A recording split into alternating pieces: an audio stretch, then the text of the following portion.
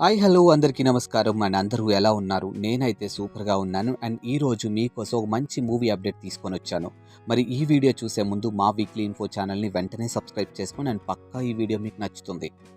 ఇక first update చూసుకున్నట్టయితే 'కల్కి' మూవీ గురించి. ఈ మూవీ నుంచి రోజుకొక ఇంట్రెస్టింగ్ న్యూస్ బయటకొస్తూ ఉంది. ఇప్పటికే ఈ మూవీలో స్పెషల్ రోల్స్‌లో విజయ్ దేవరకొండ, దుల్కర్ సల్మాన్‌లు కనిపిస్తారన్న న్యూస్ బాగా ట్రెండ్ అయింది కదా!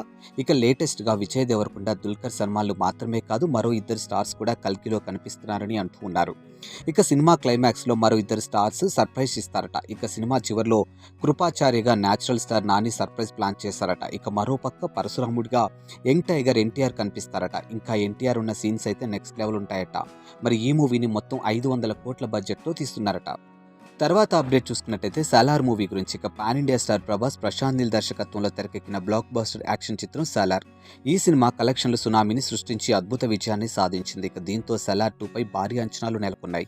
ఈ నేపథ్యంలో 'సాలార్ 2' పైకి ఒక ఇంట్రెస్టింగ్ న్యూస్ బయటికి వచ్చింది. 'సాలార్ 2' సినిమా నిర్మాత విజయ్ కిరాగందూర్ కూడా మాట్లాడుతూ నవంబర్ నుంచి ఈ సినిమా పార్ట్ 2ని పూర్తి చేసి 2025లో రిలీజ్ చేస్తున్నారట. ఈ మూవీ కోసం ఎంతమంది వెయిట్ చేస్తున్నారు? కింద కామెంట్ రూపంలో నాకు తెలియచేయండి.